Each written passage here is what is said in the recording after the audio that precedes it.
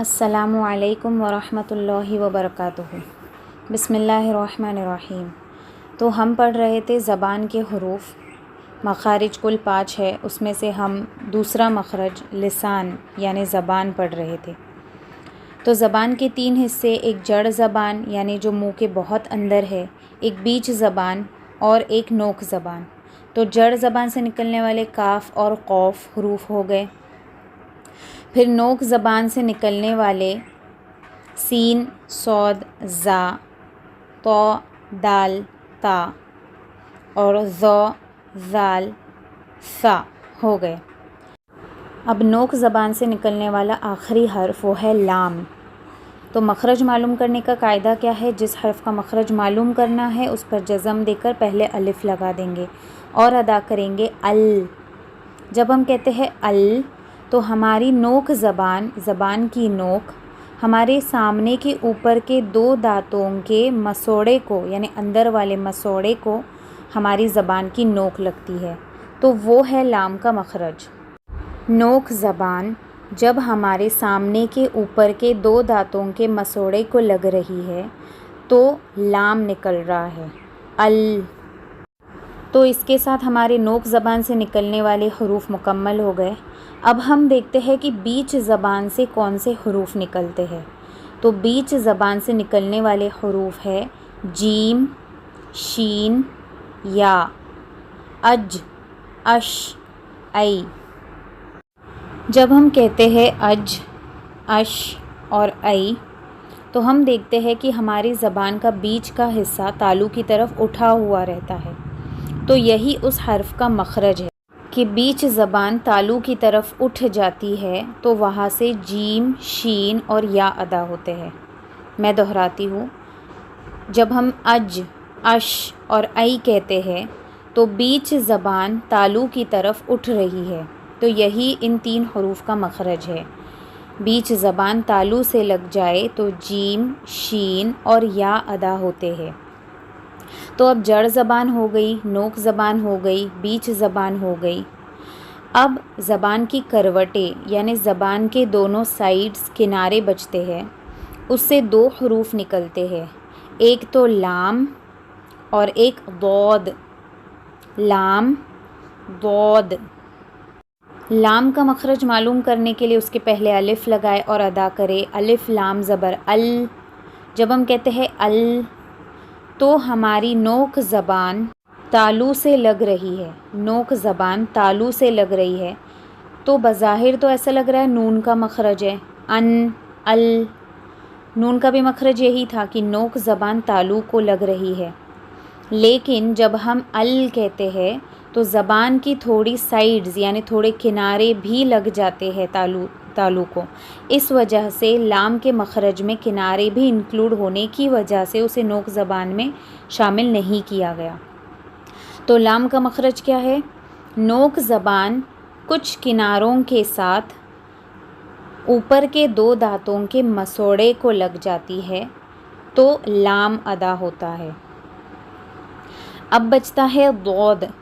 تو ضاد انشاءاللہ ہم آخر میں پڑھیں گے کیونکہ ضاد یہ سب سے ڈیفیکلٹ لیٹر ہے۔ تو الحمدللہ اس کے ساتھ ہمارے زبان کے لیٹرز ہو جاتے ہیں۔ تو اب اسکرین پر آپ لوگ دیکھ رہے ہو ٹرین کی بوگی نمبر 2 حلق ہو گیا، بوگی نمبر 3 لسان ہو گیا۔ اب بوگی نمبر 4 میں دیکھ رہے لکھا ہوا ہے الشفتین۔ الشفتین ہونٹوں کو کہا جاتا ہے عربی میں، تو دونوں ہونٹوں کو کہا جاتا ہے شفتین۔ اب ہونٹوں سے نکلنے والے حروف آپ لوگ دیکھ رہے ہو 4 ہے، میم، با، واو، فا۔ میم، با، واو، فا۔ اب یہ چاروں حروف نکلتے ہیں ہونٹوں سے لیکن الگ الگ انداز میں نکلتے ہیں۔ تو سب سے پہلے دیکھتے ہیں میم۔ مخرج معلوم کرنے کا قاعدہ اپلائی کرو، الف میم زبر ام۔ جب ہم کہتے ہیں تو ہمارے دونوں ہونٹ مل رہے ہیں، دونوں ہونٹ مل رہے ہیں، تو میم کا مخرج ہے دونوں ہونٹوں کا ملنا۔ اگلا حرف ہے با۔ مخرج معلوم کرنے کا قاعدہ اپلائی کرو، اب، الف با زبر اب۔ جب ہم کہتے ہیں اب تو دونوں ہونٹ مل کر جدا ہو رہے ہیں، دونوں ہونٹ مل کر جدا ہو رہے، تو یہ ہے با کا مخرج، دونوں ہونٹوں کا مل کر جدا ہونا۔ اس کے بعد ہے واو، مخرج معلوم کرنے کا قاعدہ اپلائی کرو۔ الف واو زبر او، جب ہم کہتے ہیں او تو ہمارے دونوں ہونٹ گول ہوتے ہیں اور بیچ کا کچھ حصہ کھلا رہتا ہے، تو واو کا مخرج کیا ہے؟ دونوں ہونٹوں کا گول ہونا اور بیچ کا کچھ حصہ کھلا رہنا، یہ ہے واو کا مخرج۔ اس کے بعد ہے فا، مخرج معلوم کرنے کا قاعدہ اپلائی کرتے ہیں۔ الف فا زبر اف، اف، جب ہم کہتے ہیں اف تو ہم دیکھ رہے ہیں کہ ہمارے نیچے کا ہونٹ یوز ہو رہا ہے، اوپر کا تو نہیں ہو رہا ہے، نیچے کا ہونٹ یوز ہو رہا ہے، لیکن نیچے کے ہونٹ کو کیا لگ رہے ہیں؟ تو اوپر کے سامنے کے 2 دانت لگ رہے ہیں، تو اوپر کے سامنے کے 2 دانتوں کا کنارہ، اوپر کے سامنے کے 2 دانتوں کا کنارہ جب ہمارے نیچے کے ہونٹ کو لگ رہا ہے تو اس سے نکل رہا ہے اف، یعنی کہ فا، ٹھیک ہے؟ تو یہ ہو گئے چاروں حروف۔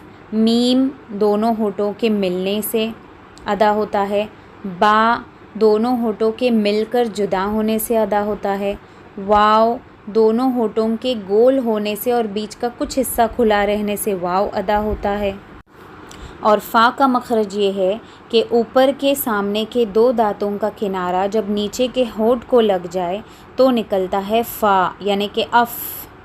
دیکھو میم با واو فا ایسے بولنے سے مخرج معلوم نہیں ہوتا ہے، مخرج معلوم کرنے کے لیے یعنی کہ نکلنے کی جگہ معلوم کرنے کے لیے قاعدہ اپلائی کرنا پڑے گا، جو میں بار بار ریپیٹ کرتے رہتی ہوں کہ الف لگانا ہے اس حرف سے پہلے اور اس کو ادا کرنا ہے۔ الف میم زبر ام، الف با زبر اب، الف واو زبر او، الف فا زبر اف۔